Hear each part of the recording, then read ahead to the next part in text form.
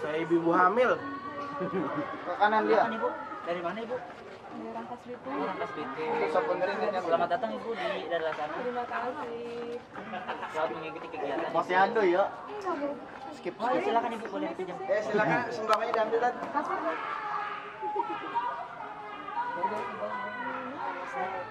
Salim deh. Ompong. Ompong. Salim deh. Anak Banten.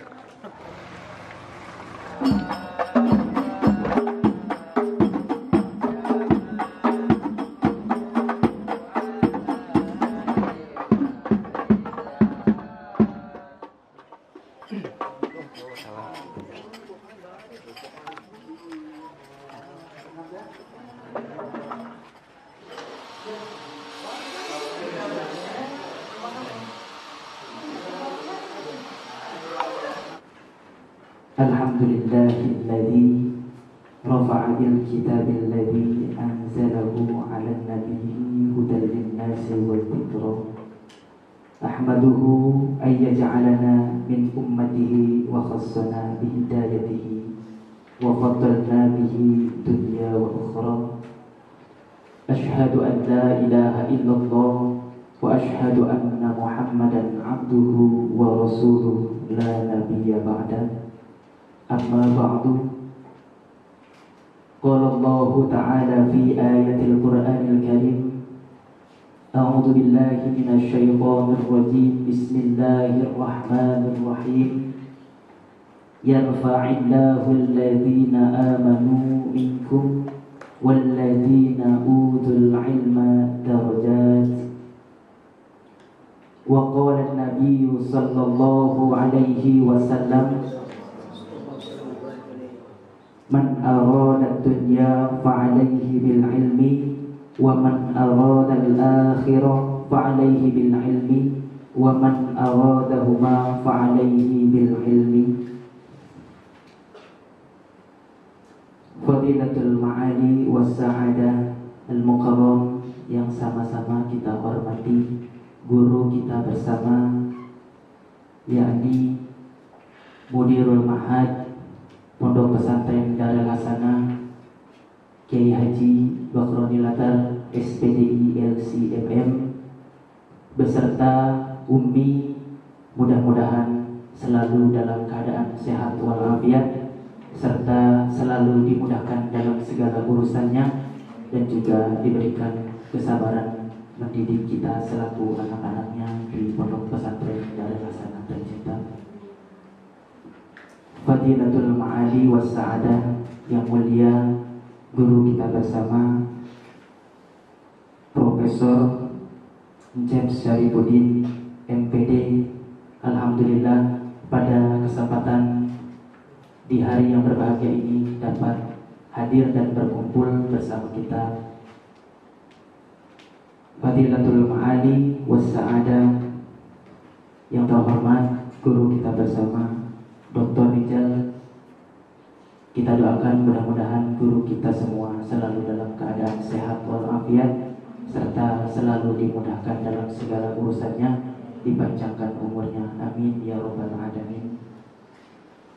Fadilatul ma'ali yang sama-sama kita hormati seluruh pemangku kebijakan di Pondok Pesantren Darul Hasanah, para kepala sekolah, para dewan guru, mudah-mudahan semuanya selalu dalam keadaan sehat walafiat. Amin ya rabbal alamin. Puji syukur kita panjatkan kepada Allah Subhanahu wa taala. Alhamdulillah pada kesempatan pagi hari yang cerah dan berbahagia kita dapat berkumpul dalam kegiatan program pengabdian kepada masyarakat Prodi S3 Manajemen Pendidikan Islam dengan tema pendampingan akreditasi sekolah atau madrasah berbasis indikator BAN SM, menyanyikan himne Pondok Pesantren Darul Hasanah.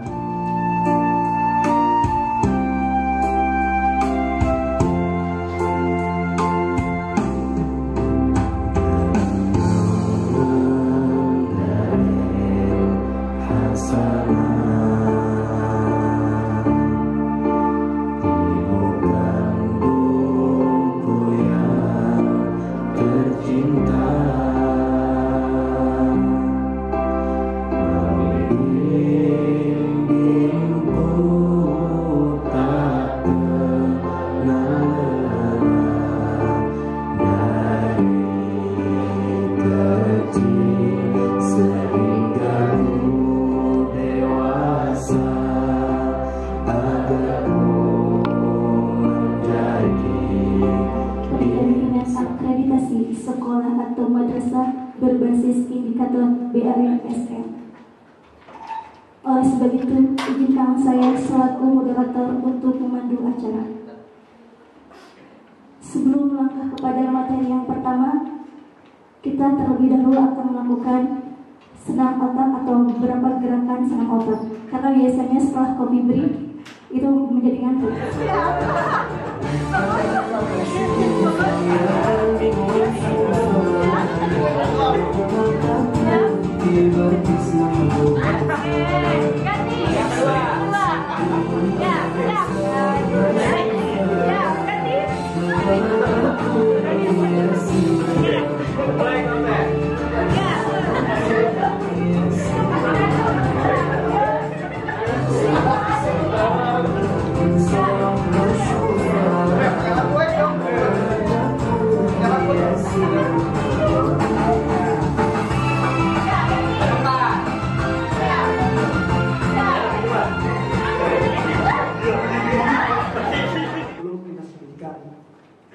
Pendiri darah sana, banting tulang, sekuat tenaga berpikir, berikhtiar dan berdoa memperjuangkan pondok pesantren darah sana agar bisa berdiri dengan segala visi dan misinya. Kebetulan saya nulis ini pakai badinot ya, nanti di referensi terakhir ya. Kedatipun dengan segala keterbatasan jaringan, ilmu dan finansial dalam merintis pondok tersebut, namun mudir dan mudiroh tidak putus asa dan terus berjuang hingga akhirnya alhamdulillah mereka telah berhasil mendirikan pesantren darah sana yang kami rangkum dalam 7 tahapan sebagai berikut. Yang pertama, cikal bakal dan laksana periode perencanaan. Di sini adalah upaya pertama pada tahun 2013 sebagai cikal bakal pondok yang pertama dirintis, yaitu TBM Taman Bacaan Masyarakat. Kebetulan saya pulang dari Yaman, itu saya belajar di Sabah University di Sonaa di ibu kota negara Yaman. Kemudian setelah saya ikut ngabdi di Kementerian Agama RI, jadi tugasan di Indonesia, mewakili teman-teman mahasiswa Indonesia. Waktu itu alhamdulillah ada sekitar 2000 mahasiswa, cuma yang kuota untuk berangkat haji itu hanya 22 orang, dan alhamdulillah saya terpilih hasil tes, kemudian jadi ketuanya dan berangkat. Alhamdulillah pada waktu itu bisa haji karena haji gratis. Kalau dipanggil haji gratis patroli gitu. Alhamdulillah kalau di sini kan masih 20 tahun ya kita nunggunya. Kemudian saya merintis ada taman bacaan masyarakat karena di Jabilan ini untuk proses sistem literasi anak-anak bisa membaca itu sangat susah sekali. Makanya saya buka taman bacaan masyarakat seadanya di Saung di rumah emak yang ada di Kampung Sabrang. Namun alhamdulillah qadarullah kemudian saya menikah dengan Umi pada tanggal 18 Oktober 2013. Makanya logo yayasan itu gambar cahayanya itu ada 18, kemudian gambar bantengnya itu ada 10 kotak, kemudian di bawahnya itu ada 18 gitu ya. Pokoknya menarik kalau antum kaji itu dari sisi logonya aja udah emang Umi semuanya bro. Itu udah tanah namanya Umi semuanya, pondok namanya Umi semua, kemudian mobil itu atas nama Umi semua. Saya nggak punya apa-apa. Itu bukan Umi yang membuat kayak gitu, tapi saya sendiri. Maksudnya biar saya nggak macam-macam. Biasanya kalau udah sukses itu suami biasa nyandung lah apalah gitu. Kalau saya diusir oleh Umi itu saya cuma bawa badan aja, nggak bawa apa-apa. Tangannya. Sebagai pengantin baru yang kata orang dunia itu hanya milik berdua, tapi justru mereka hanya radikal itu malah berpikir keras untuk bisa menjadi orang yang bermanfaat. Mereka fokus pada angan-angan ingin mendirikan pesantren, kemudian mudir bersama istrinya meneruskan perjuangannya untuk terus bergerak di dunia pendidikan, khususnya mendirikan pondok pesantren dengan konsep perpaduan materi kepesantrenan dan materi dinas pendidikan atau umum. Kegiatan TBM pun diteruskan di Kampung Lames, sekaligus mudir dan mudiroh membuka lembaga kursus komputer dengan latihan bahasa ataupun Bible di musola. Kemudian periode perencanaan lokasi dan peminjaman gedung di SDN Budak. Jadi teman-teman ustadz dan ustadzah, antum berada di sini itu jangan melihat sekarangnya, tapi bagaimana sebelum ini tempat kita ambil, kemudian sebelum tempat ini kita jadikan sebagai pondok pesantren. Sebelumnya Buya sama Umi mencari lokasi, yaitu Buya sama Umi itu Orang tua itu bukan pejabat, bukan konglomerat, juga bukan tokoh masyarakat, bukan ustadz, bukan kiai, hanya mungkin sampah masyarakat. Hanya petani biasa yang bekerja bertani itu hanya cukup untuk biaya makan aja keseharian. Nah, ketika mau punya cita-cita mendirikan pondok pesantren ini ya sangat berat sekali, ya. Apalagi kita berjuang di daerah sendiri itu sangat berat, lebih berat kita berjuang di tempat sendiri dibandingkan dengan di tempat yang lain. Kemudian mereka memberanikan diri berusaha untuk mencari lokasi tanah. Jadi alhamdulillah kita di Kampung Pasir Awi namanya, di sana ada tokoh masyarakat ya yang mau menjual tanahnya 1000 meter. Kemudian kita baru bayar waktu itu 500 meter dengan cara dicicil. Nah, kemudian saat kita mau numpang di SDN Tidar, kita izin ke kepala sekolah, kata kepala sekolah silakan ke UPTD. Ya, silakan ke komite. Saya datang ke komite, silakan ke UPTD izinnya. Kecamatan, saya datang ke UPTD Kecamatan Pemerayan, katanya silakan ke Dinas Pendidikan Kabupaten Serang. Saya datang ke Dinas Pendidikan Kabupaten Serang itu, saya dioper-oper, silakan ke kabin ini, ke kabin ini, ke kabin ini. Wah, muter saya. Akhirnya udah, saya itu langsung pulang, ya. Kandas gitu ya, pesantren tidak bisa didirikan karena kondisi di sana tidak siap dan UPTD Kecamatan Pemerayan serta Dinas Pendidikan Kabupaten Serang tidak mengizinkan untuk proses KPM di SDN Tidar. Kata orang sana itu, mau hidup pesantren kok lupa gitu ya. Tapi itulah proses perjuangan. Kemudian periode pendirian yayasan. Jadi ketika pesantrennya tempatnya tidak ada waktu itu Prof, kemudian kita ini membuat pondok pesantrennya di awal-awal. Ya, di website. Ya, di sini yayasan didirikan, dibentuklah akta notaris Yayasan Dalasan nomor 30 pada 23 Oktober 2014 oleh Bapak Fahrul Kusuma Dharma SH, dan ini pun itu merupakan hasil wakaf beliau. Maksudnya beliau mengeluarkan ini karena Buya itu nggak boleh bayar sama sekali. Kata beliau, Pak Ustadz saya mau sedekah dengan mengeluarkan akta notaris ini. Karena saya bilang, Pak, saya terus terang datang ke sini nggak punya duit, tapi saya punya keinginan gini gitu. Ya, pas gitu beliau ya udah Bapak dukung. Ya, alhamdulillah beliau sekarang masih ada di Kabupaten Serang. Aslinya beliau orang Lampung, Bro.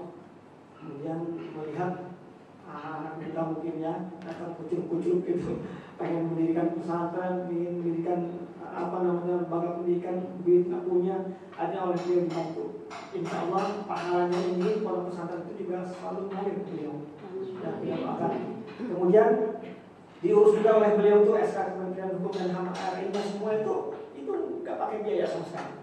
Ya, jadi teman-teman harus bisa berpikir sekarang gimana caranya kalau kita punya cita-cita, kalau kita niat ikhlas, kemudian kita terus berjuang, pasti Allah akan memberikan jalan terbaik. Yang penting kita ini sabar begitu ya. Di pondok pesantren dimarahin sedikit, mundur, kabur begitu ya. Di kampus dioper-oper sedikit sama. Padahal kan sini banyak ya. Ada Darul Kolam, ada Sa'adah dulu. Tapi nggak tahu qadarullah, Bapak itu pulang dari sekolah SD dapat brosur dari Lampung. Akhirnya saya pesantren ke Lampung. Ternyata memang Allah punya rencana sangat luar biasa. Kenapa saya harus pesantren di Lampung? Ternyata saya itu nanti pulangnya ke Lampung lagi. Jadi sebelum saya jadi dosen UIN Banten ini, saya pertama diangkat dosennya di Lampung. Jadi Lampung bagi saya sudah terbiasa karena 6 tahun di Lampung kan. Makanya jangan coba-coba bahasa Arab ngomongin saya.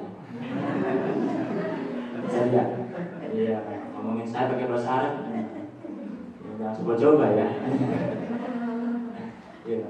Makanya mendengar cerita Buya tadi, satu kesimpulannya, apa kesimpulannya? Walladzina jahadu fina lanahdiyannahum subulana. Itu aja. Siapa yang bersungguh-sungguh di jalan kami, kata Allah, berikan jalan. Dan saya berharap teman-teman sini ya, jangan hanya selesai SMA pengabdian, kuliah. Harus kuliah. Meskipun kuliah itu tidak wajib hukumnya, tapi kalau bisa kuliah, upayakan kuliah. Ya, minimal S1. Karena dengan kita punya S1, kita punya modal. Ya. Nanti ke depan ya masing-masing membawa nasibnya masing-masing.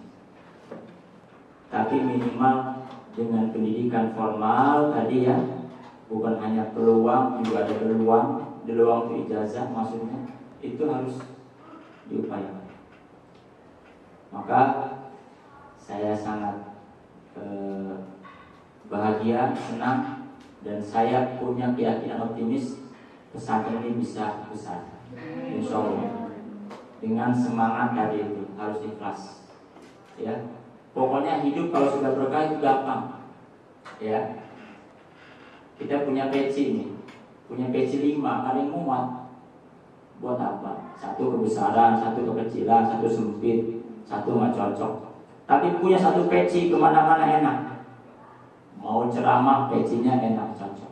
Mau bekerja pecinya enak. Jadi dia satu tapi berkah. Ya, kalau sudah berkah, apa berkah itu? Ziyadatul khair, bertambah terus kebaikan. Nah, saya tidak bicara soal bagaimana akreditasi ya, tapi bagian dari standar tadi itu ada standar proses. Nah, jadi sebagai guru itu ya, guru itu pertama harus menguasai materi. Ya. Menguasai materi apa maksudnya?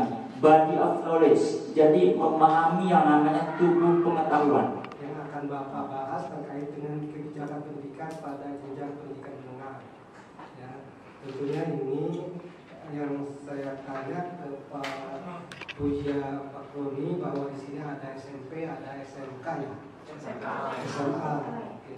Ada SMA. Nah, kaitannya dengan akreditasi tadi sudah ngobrol dengan para guru, dimungkinkan sudah hampir semua juga memahami makna dari akreditasi. Kita akan memberikan kebijakan pendidikan pada jenjang menengah ini sekarang itu seperti apa. Ya. Nah, di sini masalah yang kita hadapi di era sekarang adalah pertama persoalan pembiayaan. Ya, pembiayaan ini merupakan hal yang penting juga untuk maju mundurnya suatu lembaga pendidikan. Oleh karenanya tidak bisa dinafikan biaya ini, pembiayaan, karena akan diketahui apakah sekolah ini memiliki kapabilitas yang baik atau tidak. Itu dilihat dari pembiayaannya. Makanya kemarin saya ngobrol kalau bisa di Yayasan Dar El Hasanah ini harapannya ke depan menengah ke atas begitu. Karena apa? Karena untuk memiliki daya jual. Tapi Pak, kan banyakannya yang lemah begitu dari sisi ekonominya. Iya boleh, tapi itu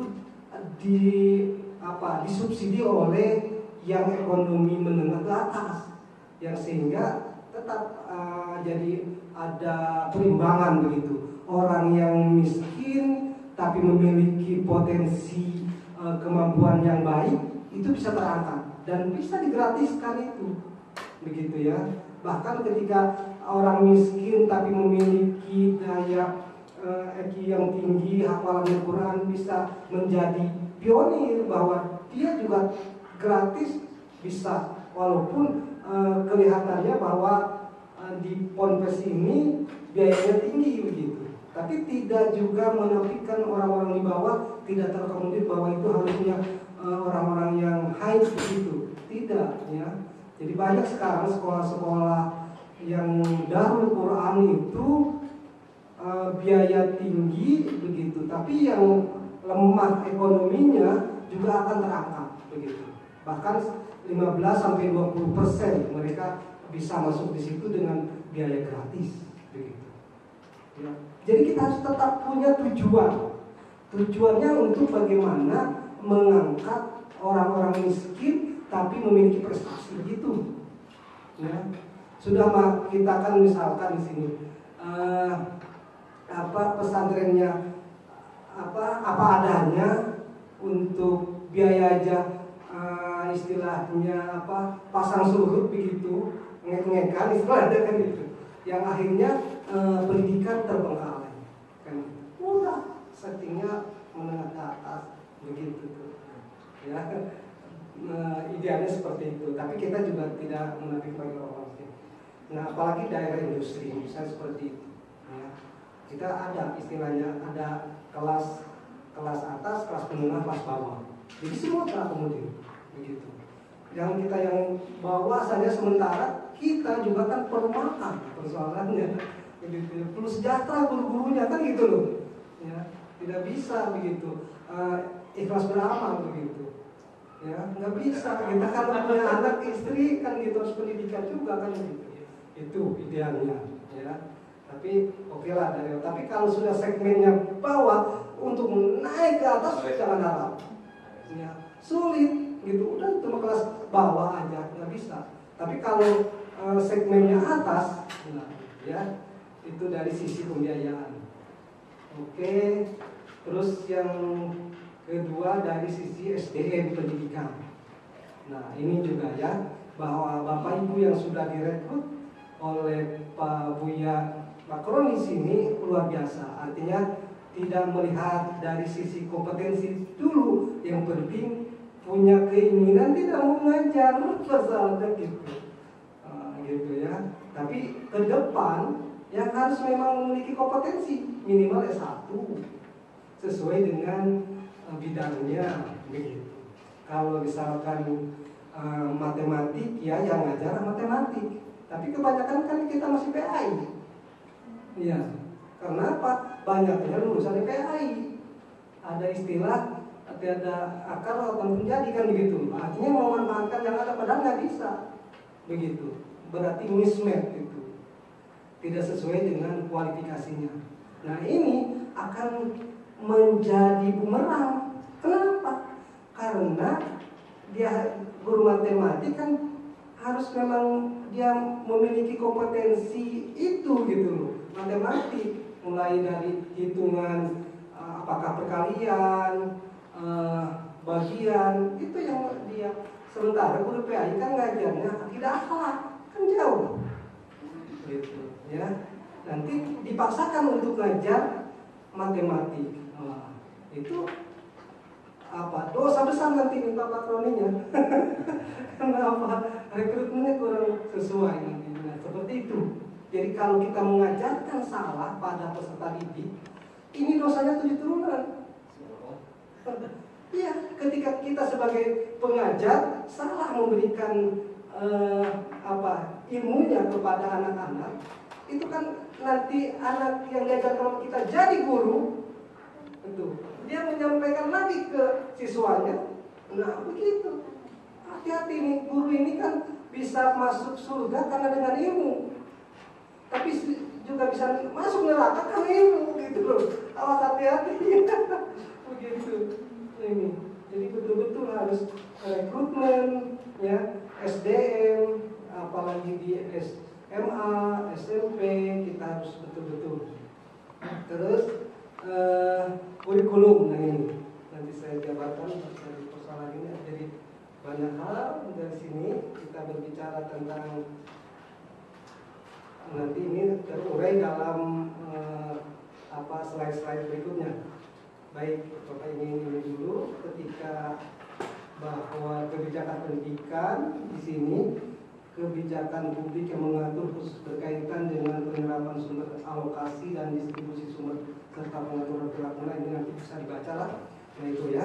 Jadi Bapak ingin bahwa kembali ke persoalan kita begitu masalah ini, selain pertama adalah pembiayaan, yang kedua juga persoalan SDM. Ini tolong Pak Bakrun kita lagi menata harus betul-betul ya, karena asetnya itu keberhasilan lembaga pendidikan ada di tangan guru ya, bukan di kepala sekolah, bukan di ketua yayasan, tapi ada di guru gitu.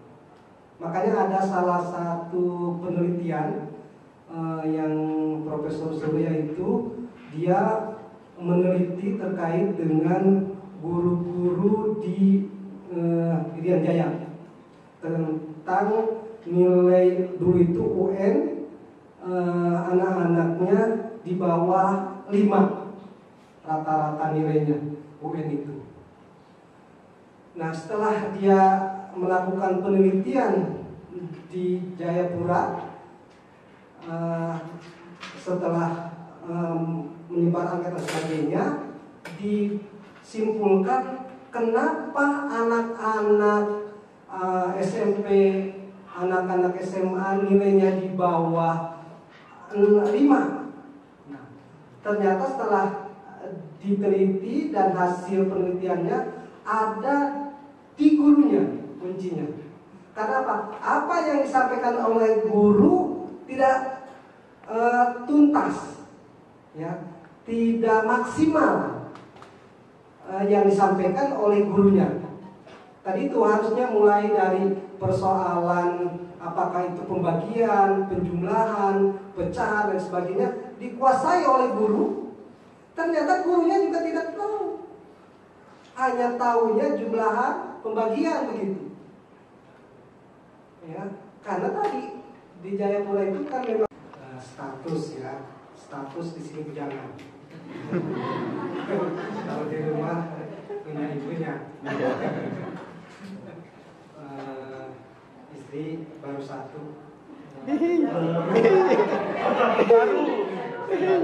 baru. Kalau laki-laki kan boleh nambah, mana ibunya untuk ada 2.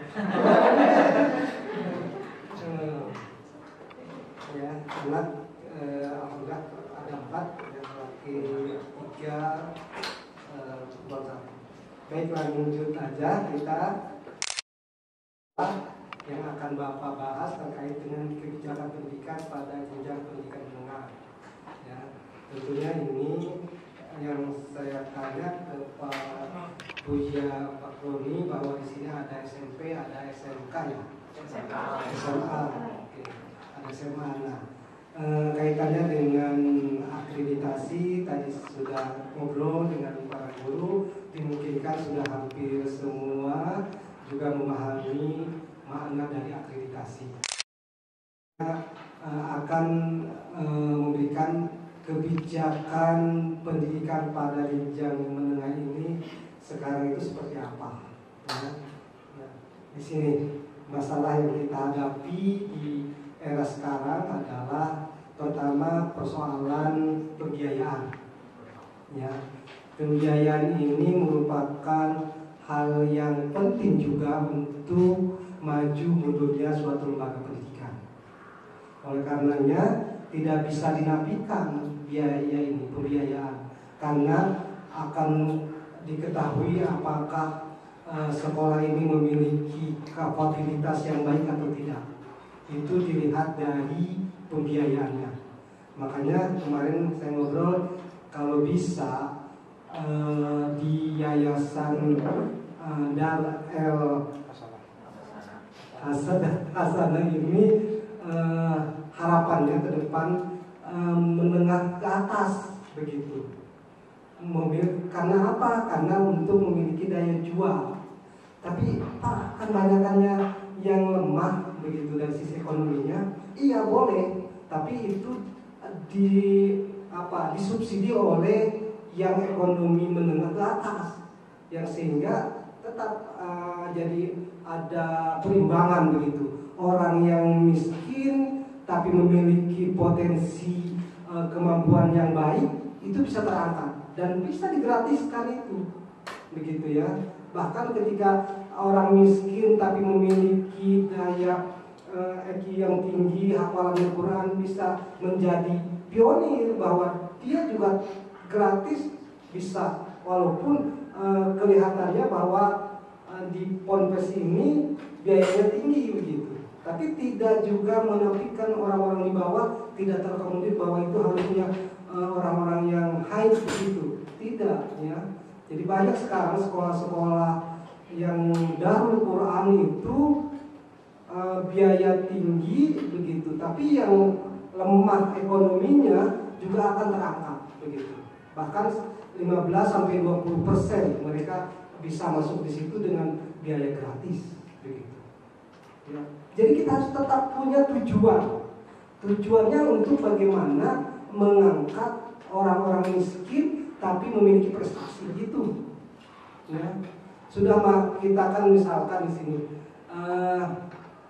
pesantrennya apa adanya untuk biaya aja istilahnya pasang surut begitu, ngek-ngekan istilahnya kan gitu.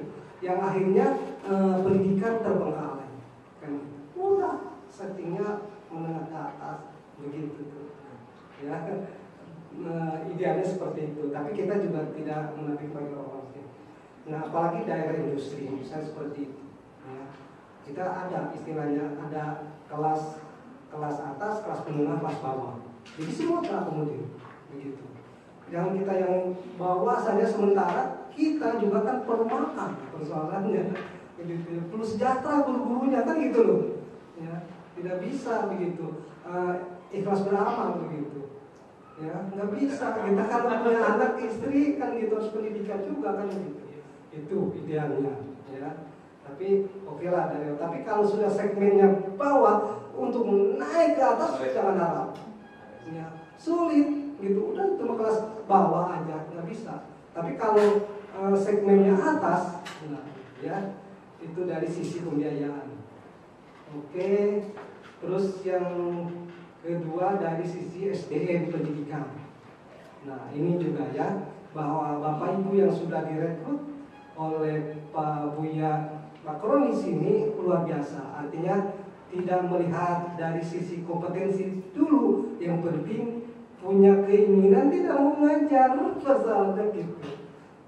Gitu ya. Tapi ke depan yang harus memang memiliki kompetensi minimal S1 sesuai dengan bidangnya begitu.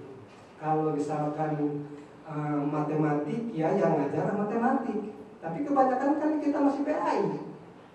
Iya. Karena apa? Banyaknya lulusan PAI. Ada istilah ada akar atau menjadi kan begitu. Artinya memanfaatkan yang ada padahal nggak bisa. Begitu. Berarti mismatch itu. Tidak sesuai dengan kualifikasinya. Nah, ini akan menjadi bumerang. Kenapa? Karena dia guru matematik kan harus memang dia memiliki kompetensi itu gitu loh. Matematik mulai dari hitungan apakah perkalian, bagian, itu yang dia. Sementara guru PAI kan ngajarnya tidak akhlak, kan jauh gitu ya. Nanti dipaksakan untuk ngajar matematik. Nah, itu dosa besar nanti Pak Patroninya. Kenapa? Rekrutmennya kurang sesuai nantinya. Seperti itu. Jadi kalau kita mengajarkan salah pada peserta didik, ini dosanya 7 turunan. Iya, ketika kita sebagai pengajar salah memberikan ilmunya kepada anak-anak, itu kan nanti anak yang diajarkan kita jadi guru, itu dia menyampaikan lagi ke siswanya. Nah begitu, hati-hati nih, guru ini kan bisa masuk surga karena dengan ilmu, tapi juga bisa masuk neraka karena ilmu gitu loh. Awas hati-hati. Begitu ini. Jadi betul-betul harus rekrutmen ya, SDM, apalagi di SMA, SMP kita harus betul-betul. Terus kurikulum, nah ini nanti saya jabarkan dari persoalan ini. Jadi banyak hal dari sini kita berbicara tentang nanti ini terurai dalam slide-slide berikutnya. Baik, Bapak ini dulu ketika bahwa kebijakan pendidikan di sini kebijakan publik yang mengatur khusus berkaitan dengan penyerapan sumber alokasi dan distribusi sumber serta pengaturan perilaku ini nanti bisa dibaca lah. Nah itu ya. Jadi Bapak ingin bahwa kembali ke persoalan kita di masalah ini, selain pertama adalah pembiayaan, yang kedua juga persoalan SDM. Ini tolong Pak Bakrun kita lagi menata harus betul-betul ya, karena asetnya itu keberhasilan lembaga pendidikan ada di tangan guru ya, bukan di kepala sekolah, bukan di ketua yayasan, tapi ada di guru gitu Makanya ada salah satu penelitian yang Profesor Surya itu dia meneliti terkait dengan guru-guru di Irian Jaya tentang nilai dulu itu UN anak-anaknya di bawah 5 rata-rata nilainya UN itu. Nah, setelah dia melakukan penelitian di Jayapura, setelah menyebar angket dan sebagainya, disimpulkan kenapa anak-anak SMP, anak-anak SMA nilainya di bawah 5. Nah, ternyata setelah diteliti dan hasil penelitiannya ada di gurunya kuncinya.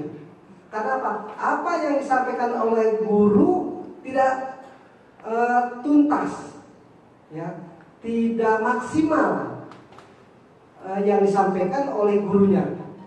Tadi itu harusnya mulai dari persoalan apakah itu pembagian, penjumlahan, pecahan dan sebagainya dikuasai oleh guru. Ternyata gurunya juga tidak tahu, hanya tahunya jumlahan, pembagian begitu. Ya, karena tadi di Jayapura itu kan memang status, ya, status di sini bujangan. Kalau di rumah punya ibunya.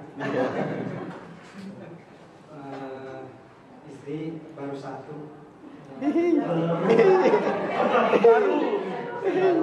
Baru. Kalau laki-laki kan boleh, Pak. Mana ibunya untung ada keluar. Ya, anak alhamdulillah ada 4, yang laki 3, perempuan 1. Baiklah, lanjut aja kita yang akan Bapak bahas terkait dengan kebijakan pendidikan pada jenjang pendidikan menengah. Ya, tentunya ini yang saya tanya ke Pak Buya Pak Roni bahwa di sini ada SMP, ada SMK, ya. SMA. Oke. Ada SMA. Nah, kaitannya dengan akreditasi tadi sudah ngobrol dengan para guru, dimungkinkan sudah hampir semua juga memahami makna dari akreditasi. Kita akan memberikan kebijakan pendidikan pada jenjang menengah ini sekarang itu seperti apa. Ya. Nah, di sini masalah yang kita hadapi di era sekarang adalah pertama persoalan pembiayaan. Ya, pembiayaan ini merupakan hal yang penting juga untuk maju mundurnya suatu lembaga pendidikan. Oleh karenanya tidak bisa dinafikan biaya ini, pembiayaan, karena akan diketahui apakah sekolah ini memiliki kapabilitas yang baik atau tidak. Itu dilihat dari pembiayaannya. Makanya kemarin saya ngobrol, kalau bisa di Yayasan Dar El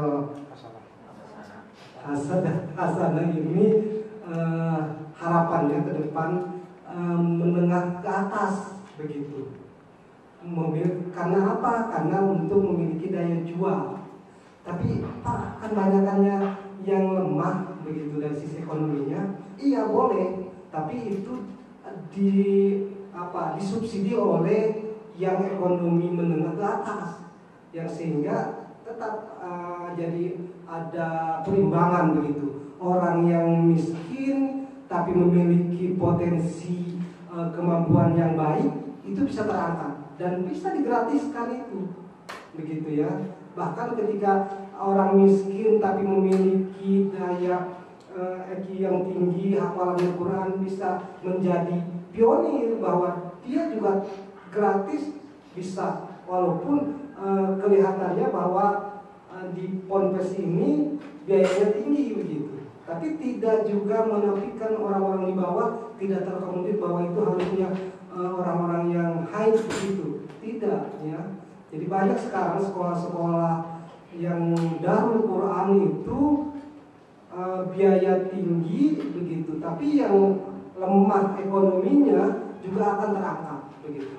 Bahkan 15-20% mereka bisa masuk di situ dengan biaya gratis begitu. Ya. Jadi kita harus tetap punya tujuan.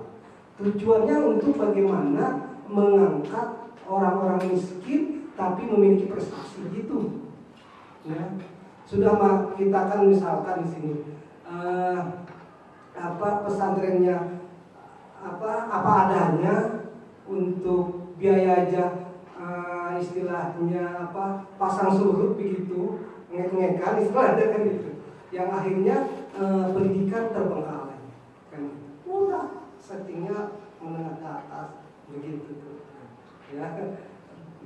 Idealnya seperti itu, tapi kita juga tidak menafikan bagi orang miskin. Nah, apalagi daerah industri, misalnya seperti itu. Ya. Kita ada istilahnya ada kelas atas, kelas menengah, kelas bawah. Jadi semua terakomodir begitu. Yang kita yang bawah saja sementara kita juga kan perlu makan persoalannya. Begitu. Perlu sejahtera guru-gurunya kan gitu loh. Ya, tidak bisa begitu. Ikhlas beramal begitu. Ya, nggak bisa. Kita kalau punya anak istri kan gitu harus pendidikan juga kan gitu. Itu idealnya, ya. Tapi oke lah tapi kalau sudah segmennya bawah untuk naik ke atas jangan harap. Ya, sulit gitu. Udah cuma kelas bawah aja nggak bisa. Tapi kalau segmennya atas, nah, ya itu dari sisi pembiayaan. Oke, terus yang kedua dari sisi SDM pendidikan.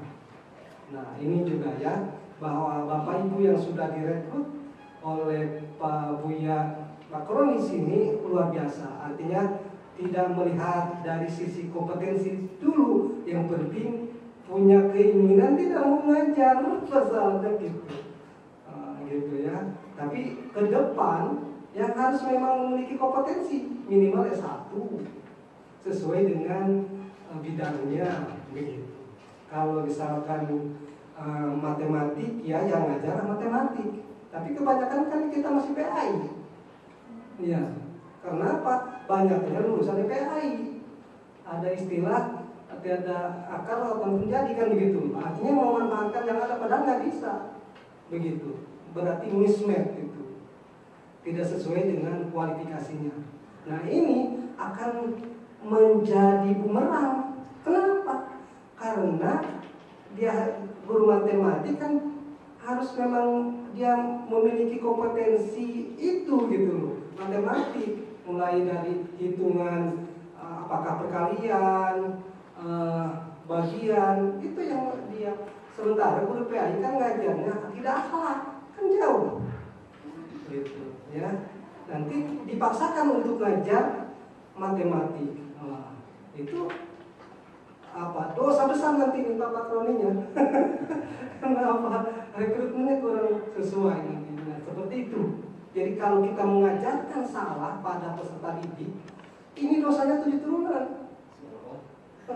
Iya, ketika kita sebagai pengajar salah memberikan ilmunya kepada anak-anak, itu kan nanti anak yang diajar sama kita jadi guru, itu dia menyampaikan lagi ke siswanya. Nah begitu. Hati-hati nih, guru ini kan bisa masuk surga karena dengan ilmu, tapi juga bisa masuk neraka karena ilmu gitu loh. Awas hati-hati. Begitu. Ini. Jadi betul-betul harus rekrutmen ya, SDM, apalagi di SMA, SMP kita harus betul-betul. Terus kurikulum, nah ini nanti saya jabarkan dari persoalan ini. Jadi banyak hal dari sini kita berbicara tentang nanti ini terurai dalam slide-slide berikutnya. Baik, Bapak ini dulu ketika bahwa kebijakan pendidikan di sini, kebijakan publik yang mengatur khusus berkaitan dengan penyerapan sumber alokasi dan distribusi sumber serta pengaturan perilaku ini nanti bisa dibaca lah. Nah itu ya. Jadi Bapak ingin bahwa kembali ke persoalan kita begitu masalah ini, selain pertama adalah pembiayaan, yang kedua juga persoalan SDM, ini tolong Pak Bakrun kita lagi menata harus betul-betul ya, karena asetnya itu keberhasilan lembaga pendidikan ada di tangan guru ya, bukan di kepala sekolah, bukan di ketua yayasan, tapi ada di guru gitu. Makanya ada salah satu penelitian yang Profesor Surya itu dia meneliti terkait dengan guru-guru di Irian Jaya tentang nilai dulu itu UN anak-anaknya di bawah 5 rata-rata nilainya UN itu. Nah, setelah dia melakukan penelitian di Jayapura, setelah menyebar angka dan sebagainya, disimpulkan kenapa anak-anak SMP, anak-anak SMA nilainya di bawah 5. Nah, ternyata setelah diteliti dan hasil penelitiannya ada di gurunya kuncinya. Karena apa? Apa yang disampaikan oleh guru tidak tuntas, ya, tidak maksimal yang disampaikan oleh gurunya. Tadi itu harusnya mulai dari persoalan apakah itu pembagian, penjumlahan, pecahan dan sebagainya dikuasai oleh guru. Ternyata gurunya juga tidak tahu, hanya tahunya jumlahan, pembagian begitu. Ya, karena tadi di Jayapura itu kan memang status ya, status di sini bujangan. Kalau di rumah punya ibunya. Istri baru 1.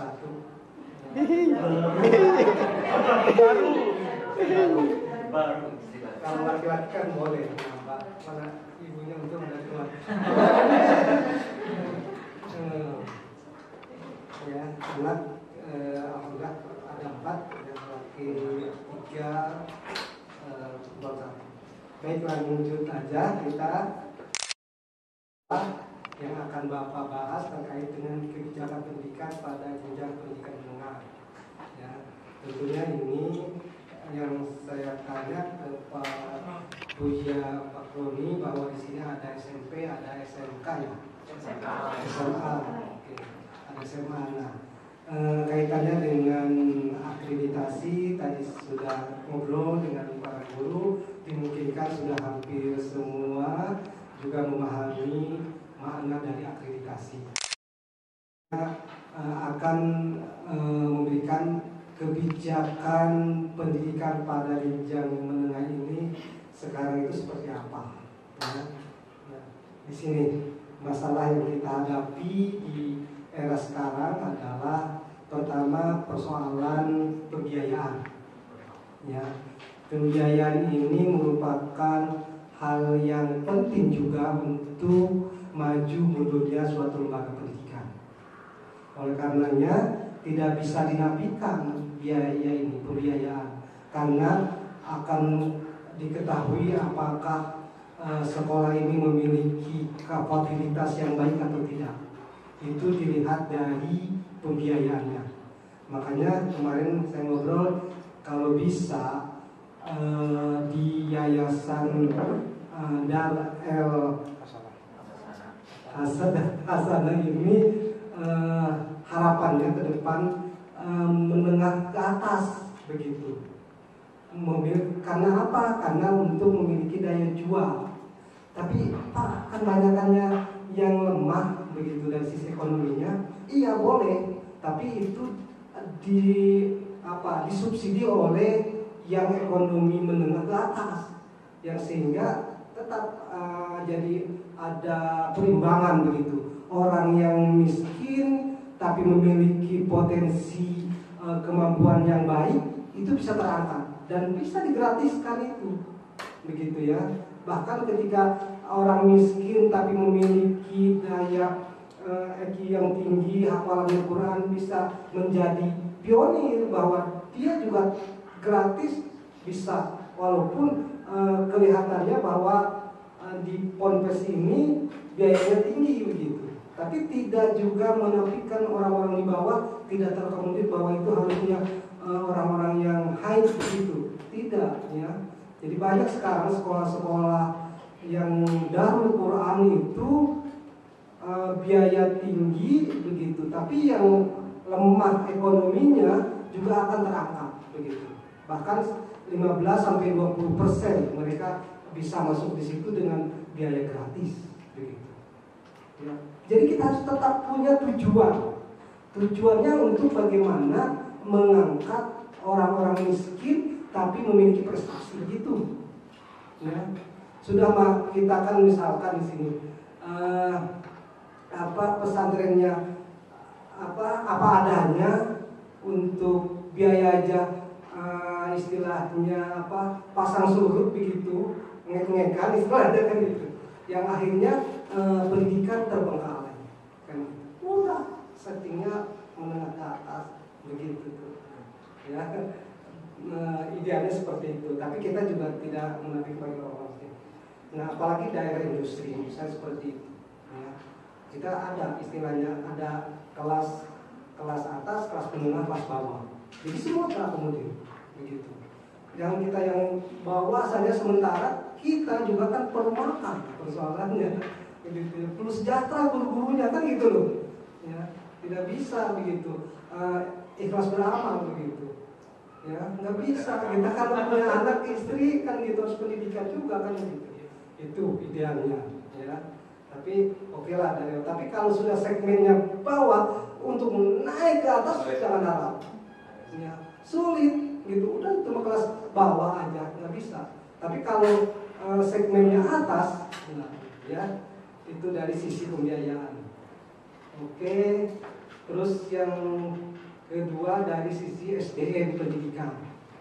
Nah ini juga ya bahwa Bapak Ibu yang sudah direkrut oleh Pak Buya Makron di sini luar biasa. Artinya tidak melihat dari sisi kompetensi dulu, yang penting punya keinginan tidak mau mengajar masalahnya gitu. Gitu ya. Tapi ke depan yang harus memang memiliki kompetensi minimal S1 sesuai dengan bidangnya begitu. Kalau misalkan matematik ya yang ngajar matematik. Tapi kebanyakan kan kita masih PAI. Iya. Karena apa? Banyaknya lulusan PAI. Ada istilah ada akar lakukan menjadi kan begitu. Artinya memanfaatkan yang ada padahal nggak bisa. Begitu. Berarti mismatch itu.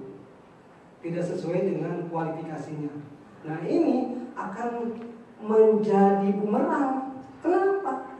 Karena dia guru matematik kan harus memang dia memiliki kompetensi itu gitu loh. Matematik mulai dari hitungan apakah perkalian, bagian itu yang dia. Sementara guru PAI kan ngajarnya tidak akhlak, kan jauh. Gitu ya.